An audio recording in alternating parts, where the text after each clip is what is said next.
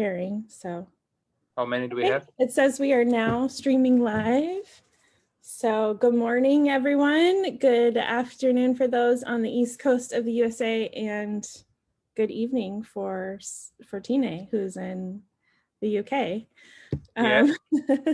Thank you for joining us. I'm just going to quickly check in our group to make sure I can see us going live, but please introduce yourself, Tine, while I'm doing it. Hi, everyone. For those who don't remember me from last week in my weird cycling gear that I jumped in last week, I'm more in a normal environment today in my London flat with nice view. Everybody can see. I'll show you a bit of London today. It's funny that we are here to promote Slovenia, but I'm always somewhere in Britain. It's like a Slovenian affair in Britain. But it's a second edition. So we're not here to promote Slovenia, but I'm always sorry. Okay, there we go. I'm good. That always happens. Oh, we have a bit of delay. Yeah, we're good. So yeah, I mean, it's really good, isn't it? It's our second one, so it's not we are not the starters anymore. So here we are, and we can kind of do a bit of a detailed into Slovenia for our farm trip group, which we are preparing for a couple of months or even years now. But yeah, we are very positive that it will happen. I think we are getting more and more smiley every week that we meet, because there are more and more positive news that we not just catch from the media, but we bring from Slovenia and you from the US market. So maybe you can talk about this a bit later, or how do you want to do it? Or then talk about Slovenia first. And today on the end, we have a special treat. We're going to teach you one Slovenian word. I mean, basically, Ashley is going to teach you. I'm just going to be, she's going to teach me a Slovenian word. I'm going to butcher it. But you've chosen the word. It's a hard one to pronounce, but it's a very important one to learn. So let's see how it goes with you. So, yeah, so I'm by the way, I'm Ashley. I'm in California. I am Tine's partner here in this group, and like he said, if you're new to the group, I know we have a few new people. If you're new to the group, we are putting this together, number one, to continually educate predominantly US, but also Canadian agents, because I know some of you are Canadian, on the awesome destination that Slovenia is. I'm a travel agent here. I love Slovenia as a wonderful hidden gem of Europe, but also I have Slovenian ancestry. Tine is a native Slovenian, and we'll briefly talk about the different regions of Slovenia today, and you'll hear a little bit about where he's originally from, which is a beautiful place I got to see where he's from.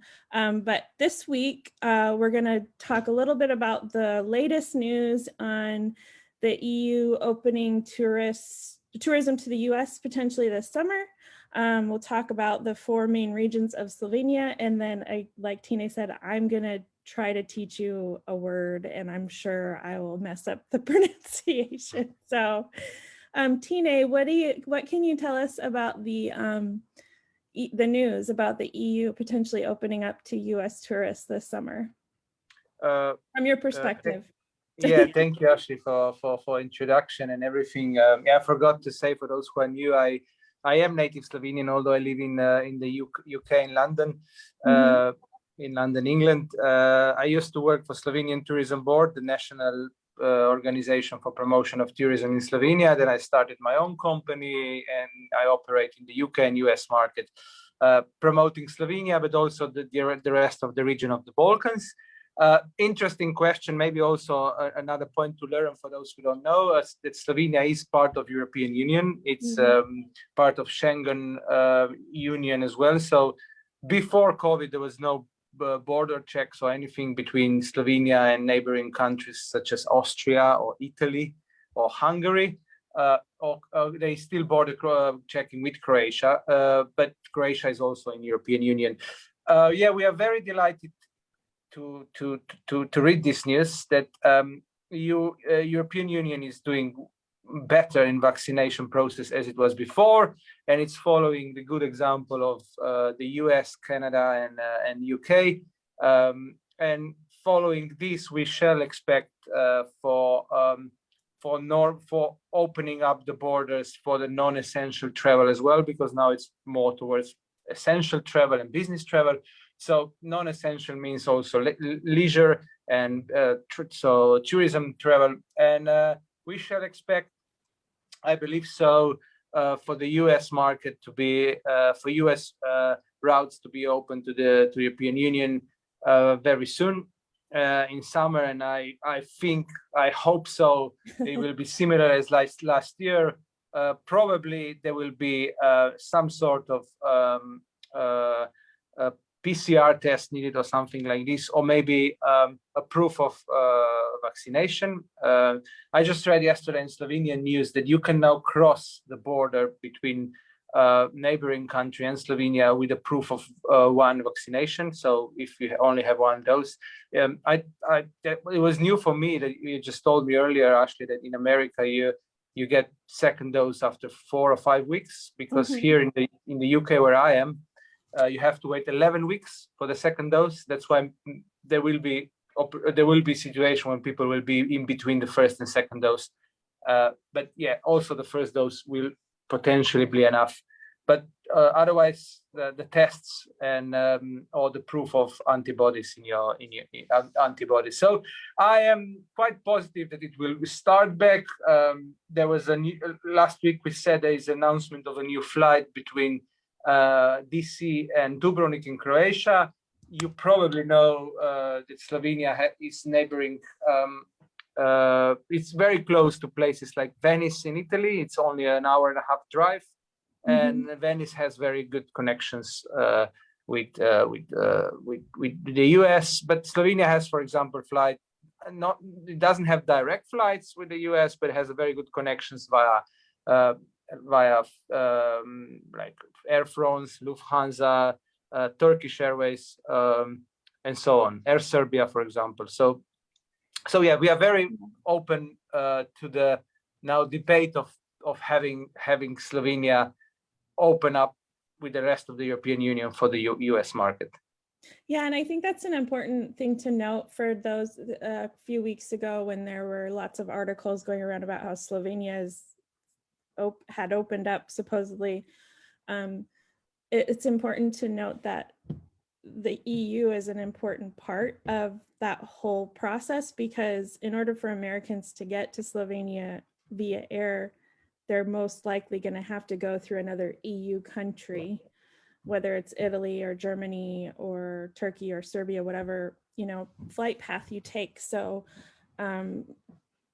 it's almost as if, and correct me if I'm wrong, but in order to get to Slovenia, you'd have to make sure that the EU is open in general for the US. So this is Turkey and Serbia are not in the EU, but yes, you're completely right. In terms of flight regulations, it's all sort of following the same directions from the European Union, and I'm pretty sure. I mean, every single European nation or country has its own governments, and they can still decide what to do. But more or less, every single country will follow some sort of general suggestion or regulation by the European Union. So will Slovenia. But I'm expecting that the curves will flatten even more. I mean, for example, from last week to this week, I can say that more and more regions within Slovenia are opening up. So they're going on a traffic light scale. They're mostly now in the yellow, when last week were still many of them on the red. Black is there's a black one, red one, yellow one, and green one. I think there's none on the green one at the moment, but most of them are on the yellow, which means dining inside, sitting dining inside is allowed, and so on. I'm sure you had the similar stuff in the US. So, and this is slowly now getting more and more people are vaccinated, less and less. We have less and less cases of COVID. But I mean, it's still important to be very cautious. I mean, we can all see what's happening around the world in countries like India or Brazil, Even some neighboring countries to Slovenia are still having some quite high recorded cases. So I'm still pretty sure we will have all to be, even in summer, following some sort of regulation. But we can start talking more about travel now and the beauties and of the nature and the people and the food, rather than masks and PCR and all this terrible stuff. So I'm sure that we'll move towards this more attractive part of the travel. The nice thing is that it's good news, right? It's trending in the right direction. So we're happy to share that. Okay, so what I'm going to do is I'm going to share the map of Slovenia that's provided by the Slovenian Tourism Board. So if any of you want more information about Slovenia, we recommend that you check out the Slovenian Tourism Board's website. They've got lots of great stuff. You can register to access their library of digital content, photos and videos. And it's at slovenia.info is how you access that. But so there's also, I mean, sorry to interrupt you. No, go ahead. Just a small return to the topic of the COVID. I know we tried to avoid it. You mentioned the article that was going around for weeks about Slovenia opening up. So I would just like to say to people, just try to follow the official source of information, which is probably the best still, either the National Tourism Board website, which you see now. I'm sure they have right links for you, but it's always good source of information is to check the official embassy's website. So either Slovenian embassy in the DC or American embassy in Ljubljana, in Slovenian capital. So those two, I think you posted links on our group, direct links to those embassies. And I'm sure they will give you the latest information about how to travel and so on. So yeah, it's just this. Yeah, absolutely. And you can always ask us in this group too if you want, if you have any clarifications. So according the way that the Slovenia Tourism Board breaks down the geographic destinations, by the way, can you see my mouse moving? Slovenia is bordered by 4 countries, right? North is Austria, over here is Hungary, down here is Croatia, and then over here would be Italy. Is that about right? Yeah, and the slide on the bottom left, it's a very small coastline. Bottom left. Oh, sorry, your other left. Oh, yeah, the other left. Yeah, sorry. So, that would be southwest is a small coast. So we are not landlocked. We have access to the Adriatic Sea. It's only like 40 kilometers of the coastline, but enough to have some really, really beautiful spots, as you know, for example, Piran and Portorož and places like this. So yeah, maybe can you just move the map slightly? Can you move Slovenia slightly up so we can see the whole Slovenia? I'm trying, but it doesn't. Oh, okay. It's fine, no worries. Maybe if I change the size of the window. Yeah, now we lost it. It was there for a second. Anyway, yeah, as you said, we tried to divide Slovenia in 4 regions. Although Slovenia is a really small country, so comparing the size of a state in the US, I would say it's probably the size of something like Massachusetts. But it could be even smaller. I'm not sure. It's only 2 million population, so it's really, really small. But even if it's really small, it's placed in a very differentiated part of Europe. So, for example, north of Slovenia. So you see the region which is the north one. That's an alpine region of Slovenia, and this is where you have the beautiful lakes, like Alpine Slovenia. You see nice graphics. So you have that. This is where you have the majority of the Alps. So the Julian Alps, how they are called in Slovenia. As you know, Alps stretch from France over Swiss and Austria and Italy, and they ended in Slovenia. So we like to call Slovenian Alps as the sunny side of the Alps, because this is the Alps that are the closest to any seaside, so it gets a lot more sunny weather and warmth than, for example, some other Alps which are more to the north. And this is a classical alpine region with an alpine style of architecture, food. The weather is much more, winters are much more snowy, summers are much more pleasant, like they're not humid as they might be more to the south.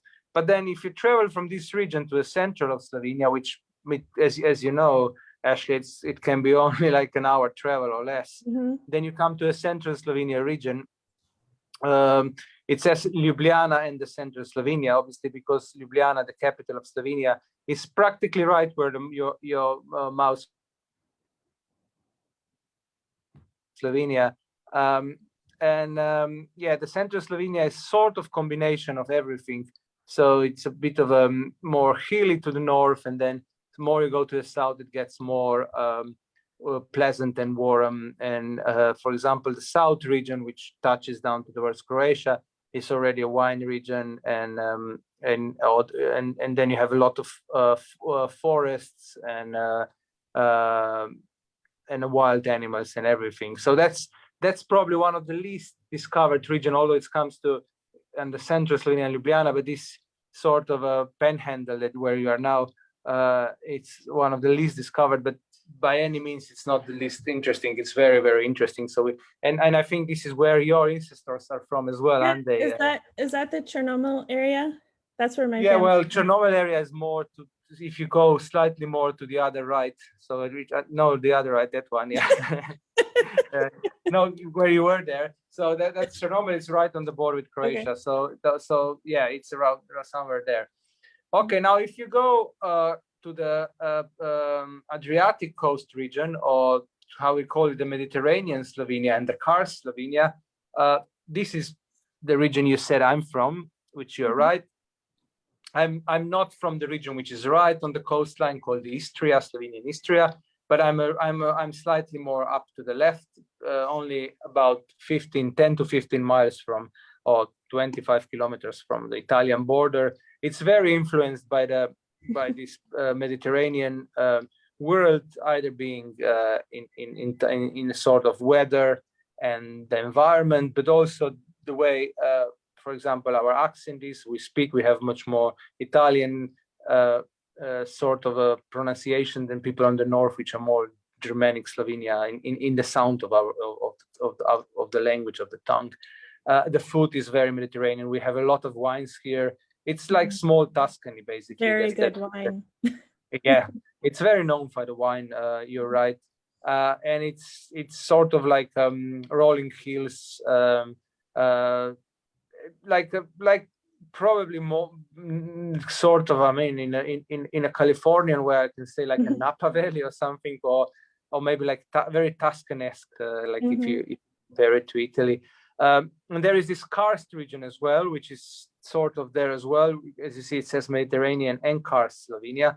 Karst is a type of ground which is, because of Slovenian karst, everywhere in the world this type of ground is called karst, and it's where a lot of limestone is, and that's why I have a lot of underworld as well. So you have a lot of caves in this region, and it's very beautiful. You know, Postojna cave is one of the most famous caves in Europe, and so many other stuff. I mean, probably one of the future these bites we will also touch more into details and pictures of every single part of Slovenia.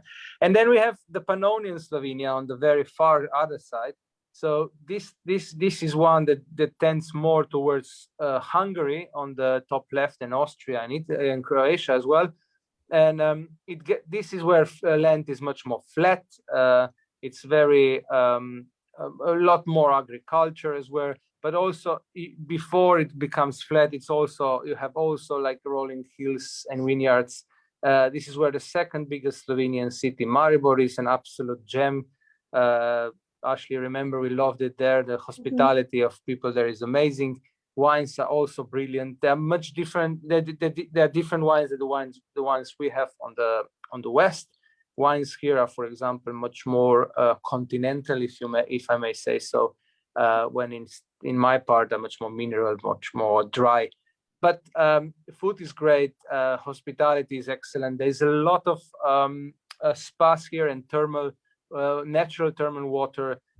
It's fantastic for health resort, and it's also great for sport activity. So it is an area of Slovenia that's slightly less discovered than the West. So in terms of travel and tourism, most of the tourists tend to go more to the west of Slovenia, so Alpine Slovenia or Mediterranean Slovenia. But both these regions on the east are brilliant, because as brilliant as the ones on the west, because they are so diverse, and they add to this beautiful rainbow of diversity in Slovenia in terms of natural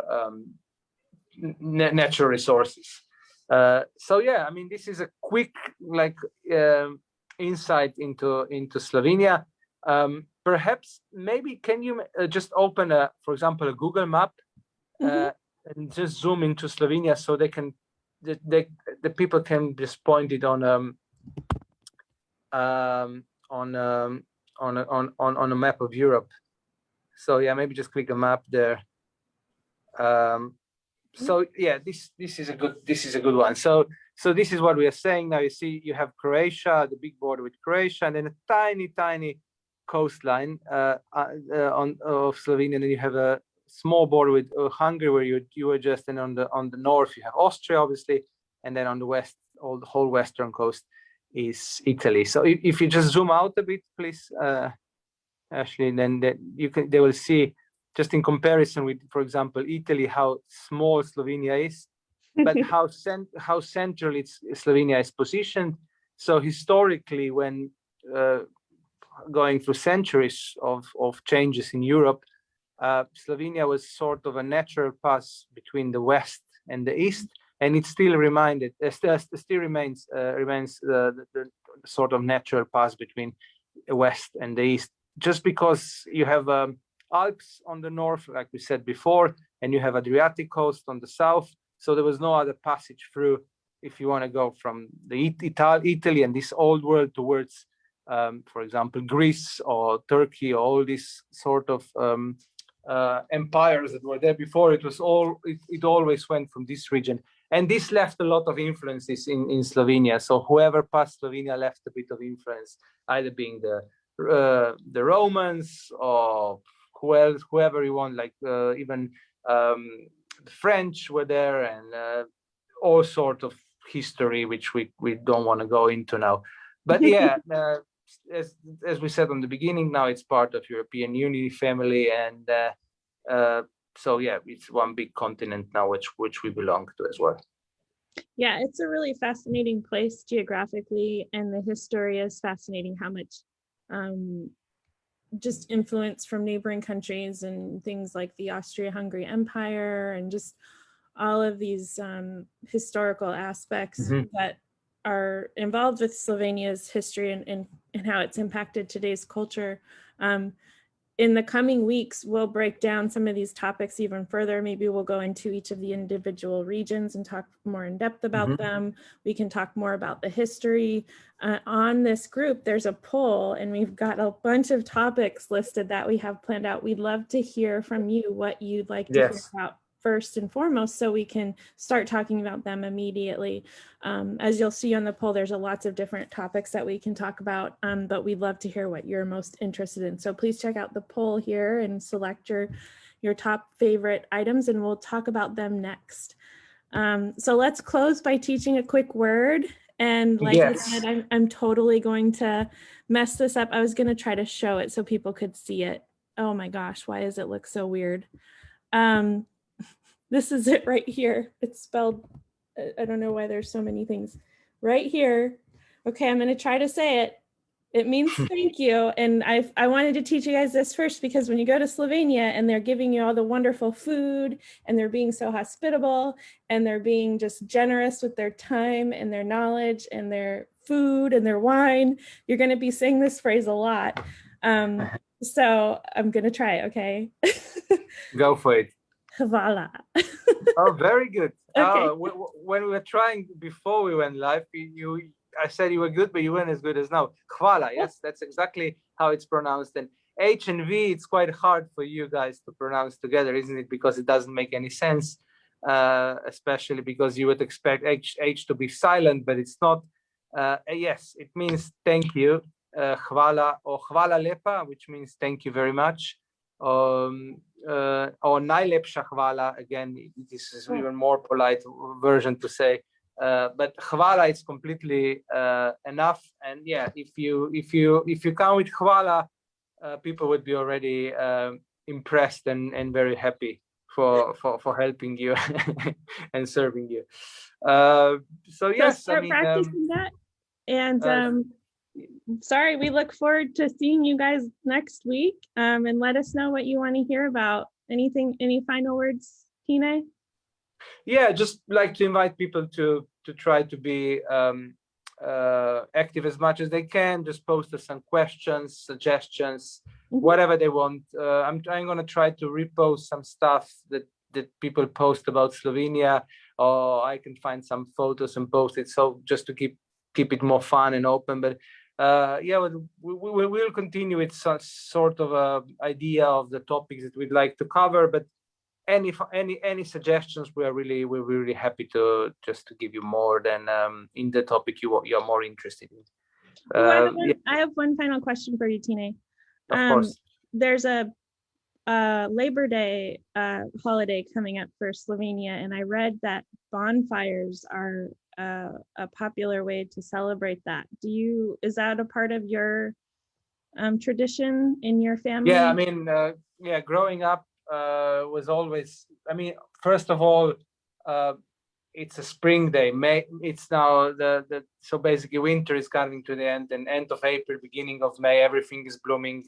The cherry trees are becoming to be full of cherries, and it's just kind of like a more May is a month of love, as we say in Slovenia, and last day of April is always a bonfire on the wake of the 1st of May, which was always a big celebration even before in Yugoslavia, and now in Slovenia it stays the same, and people just have barbecues and go out.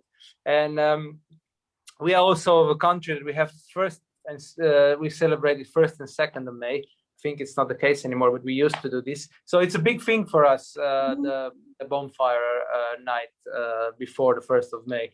And since I remember as a child, it was always great fun, because we all, as a kids, waiting to see the bonfires, and then you see when it gets darker in the afternoon and the evening, then you see bonfires, because Slovenia is quite hilly. You have a lot of hilltops where people would put fires, and then you start to see how they emerge, and it's really a beautiful sight, because you can see 4 or 5 of them on your side, and then you're by one as well. So yeah, it's quite cool experience. Yeah. So if you ever happen to be in Slovenia for this time of the year, please by any means go and enjoy. There will always be some barbecue and some music and so on. Yeah.